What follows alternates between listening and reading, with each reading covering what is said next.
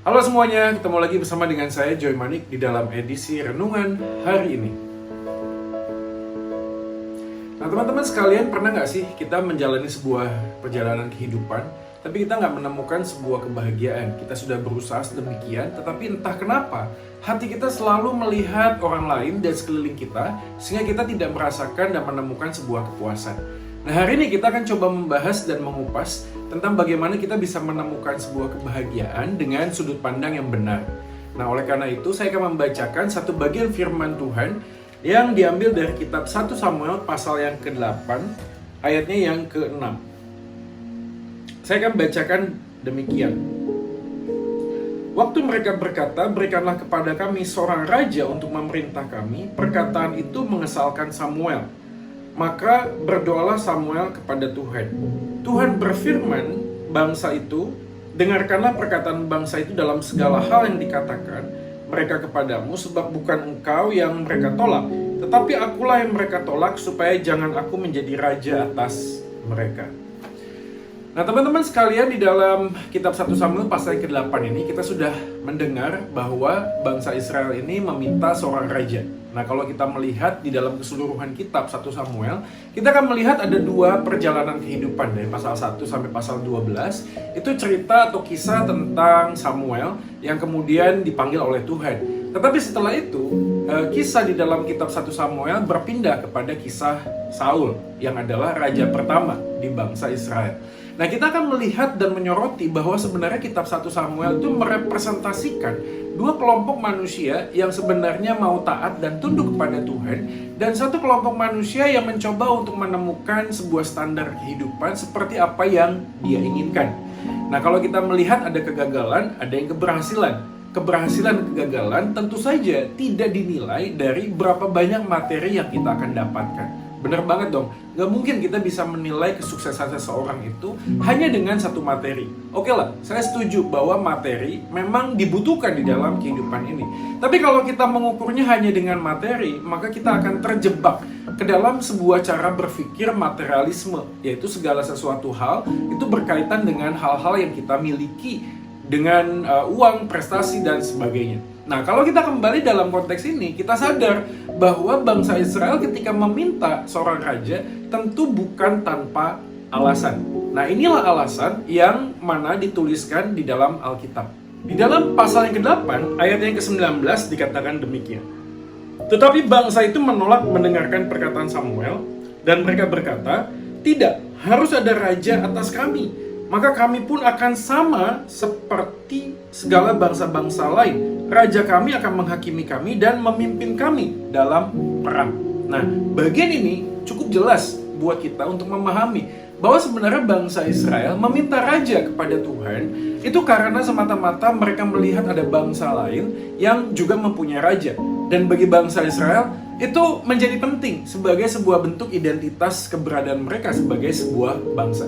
Maka dari sini ada sebuah perubahan nih, yang tadinya adalah teokrasi, yaitu Allah sebagai raja atas bangsa Israel, kembali kepada sebuah sistem pemerintahan monarkisme, di mana ada seorang raja yang memimpin dalam bangsa itu. Nah dari sinilah kemudian bentuk kerajaan bangsa Israel itu muncul, dan Saul adalah raja pertama yang memimpin bangsa Israel. Nah kalau kita kembali kepada topik yang kita sedang renungkan hari ini, teman-teman sekalian, apa yang dialami dan dilakukan oleh bangsa Israel tentu terus dialami dan kita lakukan pada hari-hari ini.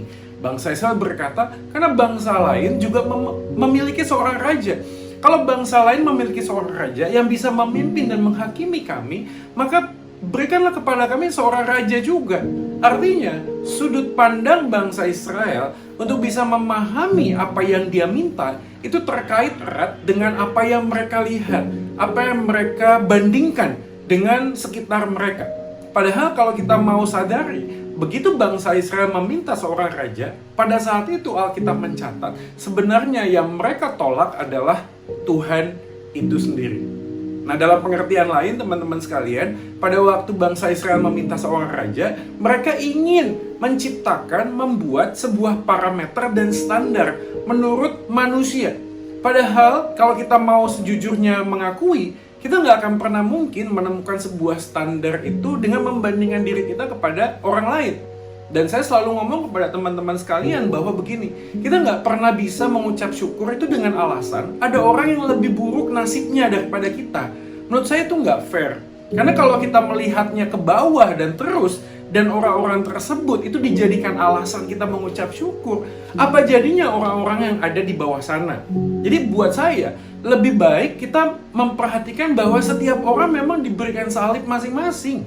Tuhan mengizinkan pencobaan-pencobaan yang kita alami itu sesuai dengan kemampuannya masing-masing.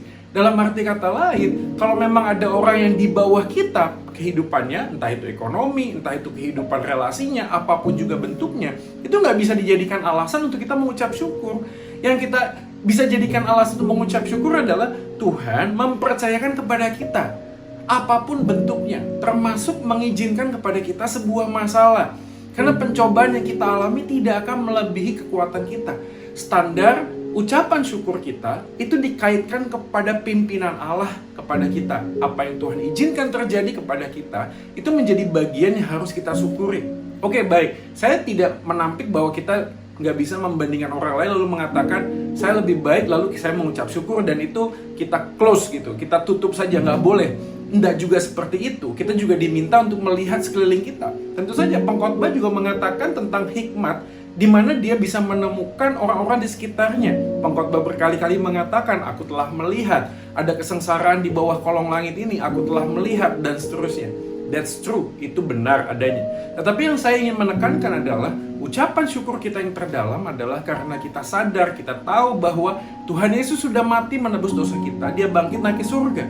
Dan bagian itu memberikan sebuah janji bahwa ada penyertaan Tuhan di dalam kehidupan kita. Masing-masing orang mempunyai bentuk penyertaan, mempunyai sebuah jalan di mana Tuhan itu bisa menyatakan kasih karunia-Nya. Berbeda-beda. Dan sekali lagi, kalau kembali kepada topik ini, standar yang Israel minta adalah sebagaimana manusia membuat sebuah standar. Dan apakah itu membuat kita akan semakin bahagia? Tentu saja tidak. Karena kita tidak akan pernah puas seperti bangsa Israel melihat sekelilingnya. Kalau ada bangsa ini punya raja, kita juga punya raja. Kalau mungkin ada yang lain, kita minta lagi sesuatu yang lain sebagaimana orang lain miliki. Kita nggak akan pernah bisa menemukan sebuah standar kebahagiaan kalau ukuran pembandingnya adalah manusia yang lain. Oleh karena itu, waktu kita belajar tentang standar ini, Tuhan sebenarnya sudah memberikan sebuah gambaran bahwasanya bangsa Israel sudah dipimpin oleh Tuhan dan standar kebahagiaan itu adalah dari kacamata Tuhan. Teman-teman, kalau kita membandingkan diri kita dengan orang lain, pasti ukurannya akan sangat relatif.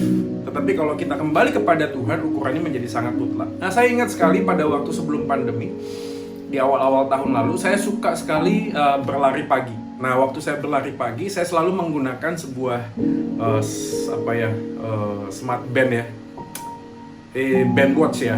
Ya, itulah pokoknya namanya ya untuk mengukur kecepatan lari saya. Nah, biasanya terkoneksi kepada headphone sehingga membuat saya sadar kalau misalnya saya lari terlalu pelan, maka jam ini akan bergetar.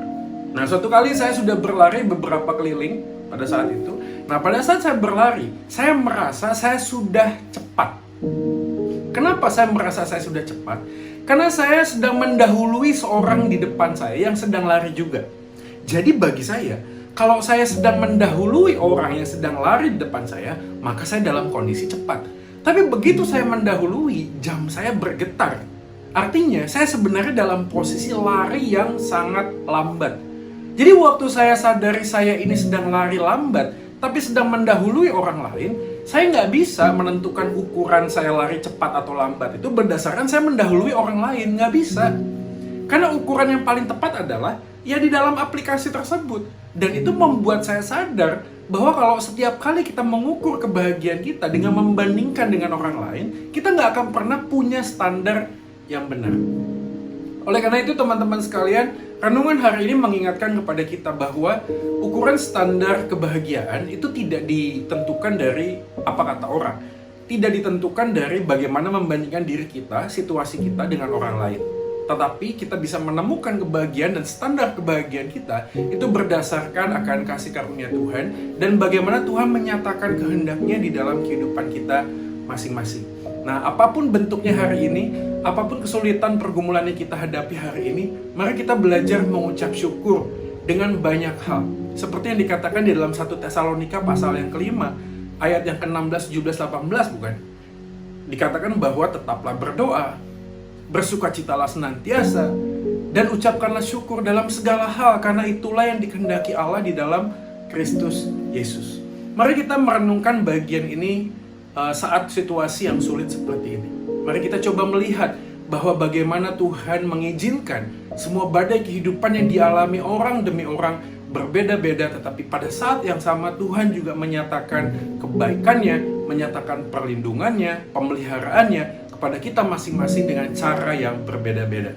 Dan ketika kita menemukan hidup kita ada di hadapan Tuhan dan dinilai dengan standar kebahagiaan di atas pemahaman yang benar, maka kita akan menemukan sebuah kebahagiaan. Kenapa?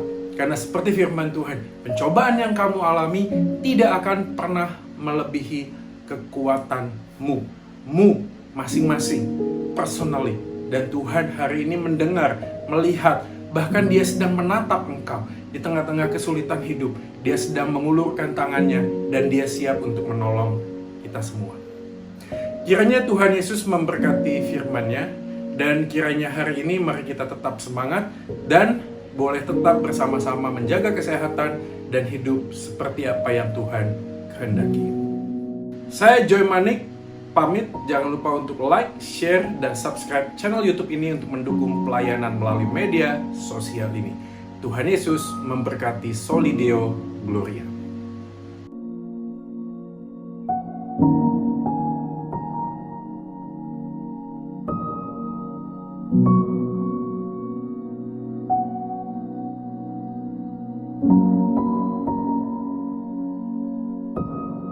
Thank you.